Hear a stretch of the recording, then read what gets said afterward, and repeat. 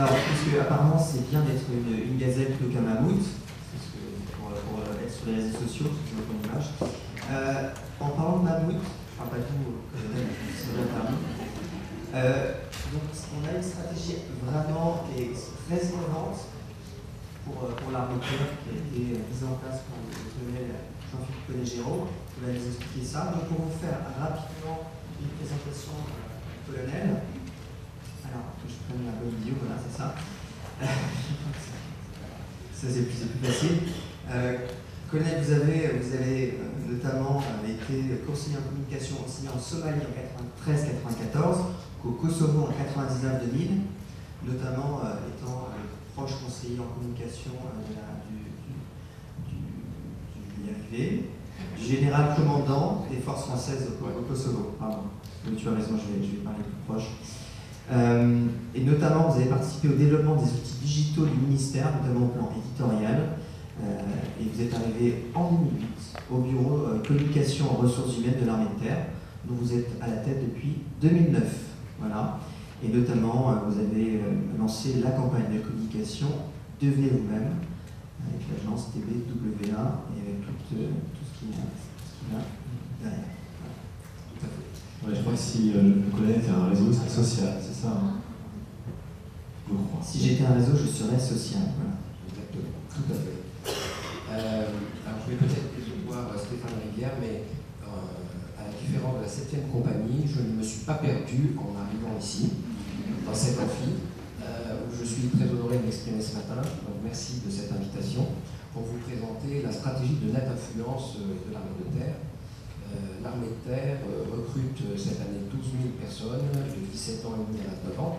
Et pour cela, il nous faut toucher de 120 000 à 150 000 jeunes de la génération Y qui, quand on considère que nous recrutons à 85% des garçons, nous oblige de toucher à peu près la moitié d'une classe d'âge de ces garçons.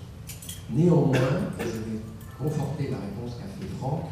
Je crois que les principes qui prévalent pour une grande entreprise sont tout aussi valables pour une petite entreprise. Et je crois aussi que le web, par construction, par fonctionnement, et aussi, on peut s'en réjouir encore pour l'instant par ses coûts d'accès, permettent effectivement à de petites structures d'être présents sur ces réseaux sociaux. En revanche, y être, c'est bien, mais il faut derrière une stratégie de contenu qui est particulièrement exigeante. Il est là l'enjeu. Donc, stratégie de net influence, qui est venue en 2011 compléter la campagne Devenez vous-même. Nous avions lancé début 2010, c'était la deuxième campagne Drive to Web que nous lancions. Drive to Web multi-support 360, c'est-à-dire que nous continuons à faire à la fois du offline et du online, même s'il est vrai que maintenant le web a pris le pas majoritaire dans nos actions, dans nos efforts, dans nos budgets. Mais c'est une stratégie 360 qui a été lancée.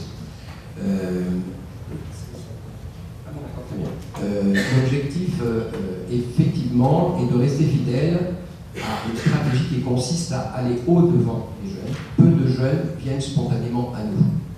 Donc il faut aller au-devant d'eux. Il faut aller les interpeller et non pas arriver avec des messages tout faits. Et là, je crois qu'effectivement, Franck a raison. Le conseil est un bon outil. Ne pas sonner le message, et il faut le faire au moyen des médias qu'ils affectionnent, donc naturellement les médias sociaux, le web sur lesquels ils sont en permanence.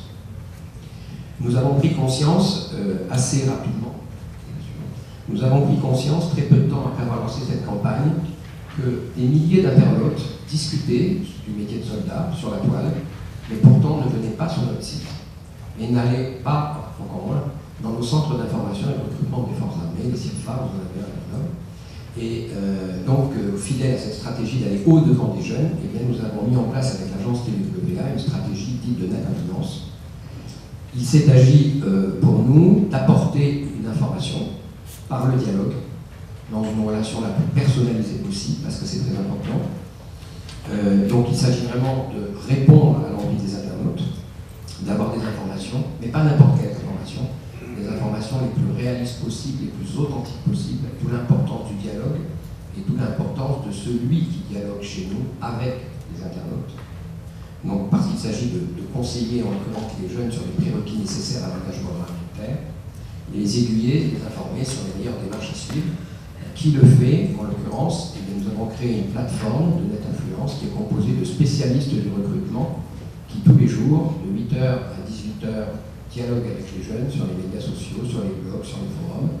Et il y a une astreinte le soir et le week-end au sein de mon bureau pour prendre le relais jusqu'à 23h le soir. Parce que vous connaissez la génération d'aujourd'hui, elle est assez impatiente, même si elle est très généreuse dans ses attentes, et elle est un peu zapping, donc il faut lui répondre assez rapidement si on ne veut pas perdre l'attrait qu'elle a pour le métier.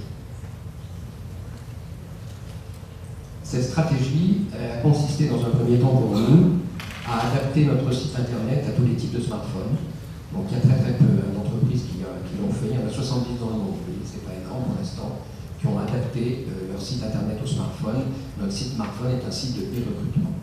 Bon, pendant toute l'année 2011, ce site de e-recrutement, il a été smartphone a été plutôt une source d'information, une source de maturation de démarche. Et là, curieusement, on a senti une évolution assez nette depuis le début de l'année.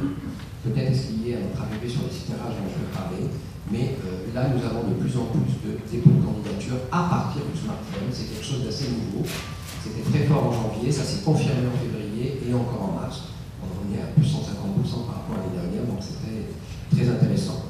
Au mois de mai, nous sommes arrivés sur Facebook avec notre page fan officielle, qui aujourd'hui est à plus de 177 500 quelques fans, etc. Ce qui est surtout intéressant, c'est qu'il y a près de 6 000 d'entre eux qui en parlent chaque semaine. C'est surtout ça, le chiffre, qui est intéressant. Répondre aux questions, dialogue personnalisé. Nous avons créé un compte Twitter qui, lui, reste un peu plus confidentiel, qui s'adresse plutôt au relais d'opinion. On est plus sur les prescripteurs que sur nos jeunes du cœur de cible particulier. Nous sommes arrivés en décembre sur une batterie de sites emploi, les plus importants d'entre eux. Et là, effectivement, on est carrément dans le contact avec des jeunes qui cherchent un emploi ou des jeunes qui sont déjà en situation professionnelle et qui veulent changer, qui veulent évoluer. Et puis je parlais tout à l'heure de stratégie de contenu, et ça fait partie de la NetInfluence, c'est même le plus délicat, c'est la nécessité d'amener le plus fréquemment possible des contenus renouvelés qui correspondent aux attentes des internautes, et dans ce domaine, l'image est le vecteur le plus efficace. Donc nous avons créé une web-série qui s'appelle Mission 360, la série qui voit tout. La première saison était dédiée au quotidien du soldat dans les régiments. Et cette année, nous partons sur les théâtres d'opération, aussi bien sur le territoire national pour les missions comme Vigipirate ou l'opération Harpie en Guyane que sur le théâtre d'opération d'extérieur. Voilà un petit peu en quoi consiste cette influence. Alors le site smartphone, je vous en ai parlé, je passe très rapidement. Nous allons devoir le faire évoluer dès cette année. L'internaute est quelqu'un d'extrêmement exigeant dans ses attentes, dans son confort d'utilisation, dans la convivialité que doivent présenter les outils que vous mettez à leur disposition. Sinon, il y a un désintérêt assez rapide. Facebook. Alors, Facebook, nous sommes pour l'instant très prudents au regard de la toute nouvelle évolution de la page que vous avez dû constater avec l'introduction de la timeline, qui est très clairement un outil qui met en avant prioritairement la marque, de mon point de vue, un peu au détriment de la fonction première de Facebook, qui est le dialogue et l'échange, puisque désormais le mur que l'on voyait apparaître sur toutes nos pages est en deuxième page. Il faut cliquer sur à la une au milieu de la page d'accueil pour aller découvrir le mur traditionnel. Bon, pour l'instant, ça ne semble pas bouleverser plus que ça nos fans, mais on est très attentif quand même pour que cette dimension dialogue ne bouge pas. Les sites emploi. Alors les sites emploi, c'est à double détente. Ce qui, du coup, nous a amené à une nouvelle étape dont je parlerai après. Les sites emploi, c'est d'abord effectivement la fonction première des job boards, c'est-à-dire vous créez votre page entreprise et puis vous louez des emplacements pour y faire diffuser vos annonces avec un flux de mise à jour. Ça, c'est le côté un peu premier. Mais aussi, très souvent, les grands sites, les sites importants ou même plus petits, eh bien, ont en parallèle un blog, un forum où là, on discute. Et où là, il est important d'être également pour échanger, pour dialoguer. Il faut le faire de façon assez fine pour ne pas être intrusif.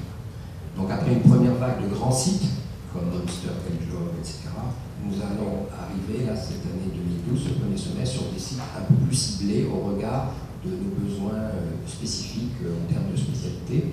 Il y en a énormément dans ce domaine.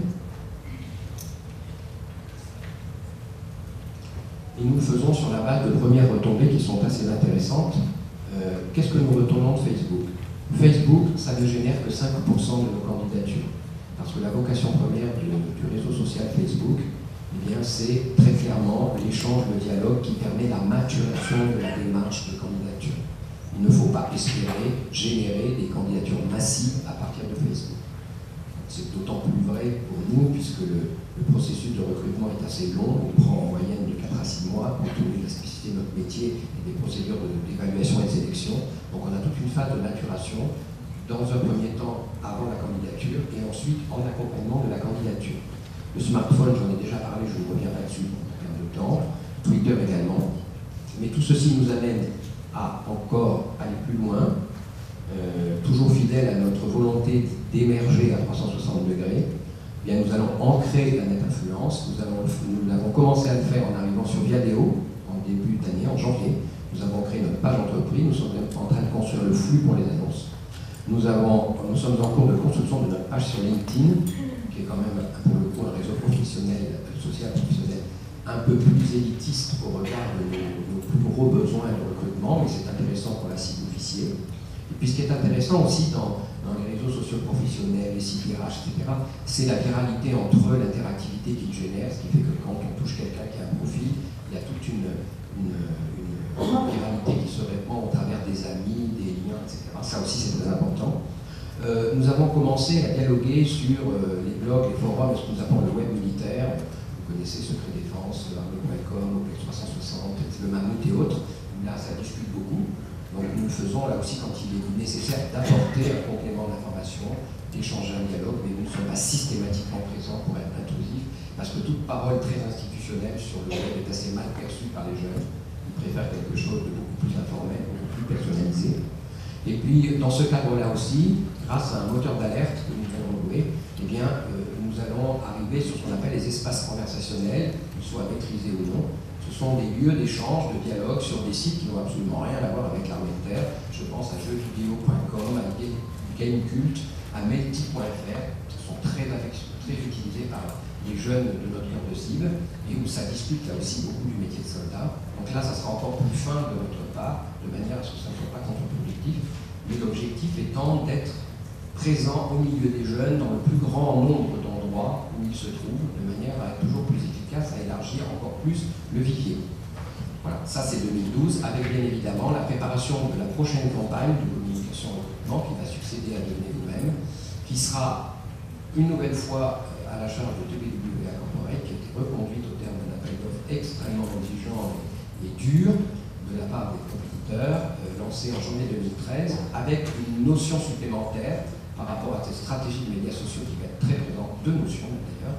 La première qui va être d'introduire beaucoup plus de sens et d'utilité du métier dans les messages que nous diffuserons, parce que les jeunes très clairement veulent exercer un métier qui a du sens, veulent se sentir utiles, ils veulent de l'engagement derrière la marque. Qu'est-ce qu'il y a derrière la marque? Pas seulement un objectif mercantile, financier, où ils veulent se sentir utiles, mais même si après on s'aperçoit qu'ils ne sont pas toujours prêts à assumer les contraintes liées justement à cet engagement, d'où l'importance du dialogue, en particulier sur les médias sociaux. Et la deuxième chose, c'est que nous irons plus loin. Au-delà du dialogue avec le candidat en amont de sa candidature, nous allons nous doter d'outils et de moyens, là aussi en s'appuyant à la fois sur le smartphone et les médias sociaux, d'accompagner le candidat pendant son processus de recrutement, de manière à le fidéliser, étant donné la longueur de ce processus de recrutement. Voilà ce que je pouvais vous dire par rapport à ce que nous faisons. Et nous le faisons à la fois en national et en nous appuyant sur des correspondants régionaux dans 5 villes de France, puisque nous avons des regroupements régionaux de recrutement et de sélection qui chapeautent les 107 centres de recrutement répartis dans toute la France, dont celui de Grenoble, je vous ai parlé tout à l'heure. Moi j'ai une question pour vous, colonel. C'est comment on fait pour gérer, enfin, l'armée en termes d'image peut être à la controverse, être un peu attaquée. Comment vous gérez les attaques, sans parler d'attaques, mais les mauvaises opinions que certaines personnes peuvent colporter sur l'armée de terre? Comment vous pouvez gérer les bad buzz, si on peut parler de bad buzz? Alors, à la différence de nombreuses marques, de nombreuses entreprises ou sociétés pour lesquelles la distance entre la marque et la marque employeur ne cesse de se resserrer, Pour nous, en fait, il y a une distinction très nette entre les deux. C'est-à-dire que l'armée de terre a une excellente image d'employeur qu'elle a construite ces 15 dernières années avec la professionnalisation, qui est assez distincte en fait de l'image de l'armée de terre. C'est intéressant cette question de l'image parce que justement, depuis qu'il y a eu la professionnalisation, concrètement, il faut être réaliste. L'image de marque de l'armée de terre est plutôt très bonne comme employeur, mais il s'agit d'une bienveillante indifférence qui d'ailleurs, avec la génération Z d'ici 2 ou 3 ans, qui va voir arriver les premiers candidats dont papa n'a pas fait le service, va bientôt confiner à l'ignorante bienveillante. Donc c'est très important pour nous, effectivement, de développer, de maintenir notre image. Et c'est un petit peu compliqué parce que dans le sein du ministère de la Défense, ce sont des entités très différentes qui s'occupent de l'image, de la communication sur les opérations et de la communication de recrutement. Moi, je suis dans la DRHAT, dans la direction des ressources humaines. Je ne rends compte en fait qu'au DRH, alors que la partie image, elle rendait compte au chef d'état-major militaire qui est PDG de l'entreprise, entre guillemets. Voilà. Donc, néanmoins, nous travaillons très, très étroitement et nous n'avons globalement pas trop de problèmes du fait des attaques ou des opinions négatives qui peuvent s'exercer, parce qu'il y a une distinction assez nette justement dans l'esprit des jeunes, en particulier des internautes. Et si je prends l'exemple de notre page Facebook, les posts négatifs sont assez rares. Nous avons parfois des posts d'insultes, mais qui sont le plus souvent d'ailleurs à l'attention d'autres internautes. Les internautes sont assez féroces entre eux. D'où l'importance là aussi de la modération, qui est assez délicate à faire, parce que dès qu'on a des centaines de posts par jour sur le mur, ce qui est notre cas, il faut quand même être très vigilant, puisque la modération que nous faisons, pour rester efficace, se fait a posteriori. Mais au global, nous ne souffrons pas trop, justement, des perceptions qui peuvent être négatives ça et là, parce que chez les jeunes, notre image employeur est globalement très positive. Alors, je voulais poser une dernière question. Vous aviez dit tout à l'heure que vous aviez 5% de vos CV qui arrivent par Facebook. Ça représente quel volume de combien de personnes exactement? Eh bien, en fait, nous avons besoin de 120 à 150 000 CV par an. Nous appelons ça des contacts identifiés. Raisonnablement, en 2011, nous en avons eu 120 000, sachant que nous recrutons 13 000 personnes. Et 53% d'entre eux étaient d'origine Internet. Et donc 5% de la totalité venait de Facebook. 5% des 120 000. 5% des 120 000, effectivement. Ensuite, il y a eu 3% par le smartphone et le reste étant venu beaucoup par Google. Parce qu'on parlait de Google, c'est très très important. Si vous avez une dépense budgétaire à faire, un sacrifice à faire, faites-le en termes de référencement payant, partout où c'est nécessaire. Parce que, en fait, souvent, l'internaute vient sur votre support, sur votre site, sur votre page Facebook, il s'intéresse, mais il ne va pas forcément candidater immédiatement, c'est en tout cas vrai pour nous. Il va réfléchir, et finalement après il va venir directement sur notre site pour candidater, ou à partir de son smartphone, mais peut-être va-t-il le faire par Google, ou alors il va aller sur un site RH. Vous voyez, c'est assez difficile de tracer le chemin, donc là aussi nous investissons beaucoup en taguant partout où c'est possible. Malheureusement, ça a un coût assez élevé, de manière à tracer l'internaute quand il arrive sur notre site, remonter le chemin pour voir d'où il est parti, se rendre compte que nous n'y sommes peut-être pas, et que là, il serait intéressant d'y être. Ça aussi, c'est quelque chose d'important, mais c'est quand même lourd en investissement, à la fois humain, technique et financier. Je crois que Nicolas a une question. Oui, colonel, la taille de notre équipe, pratico-pratique. Très pratico-pratique, donc j'ai 16 personnes dans mon équipe, et dont 3 se dédient uniquement au dialogue sur les médias sociaux, et sur, notamment Facebook.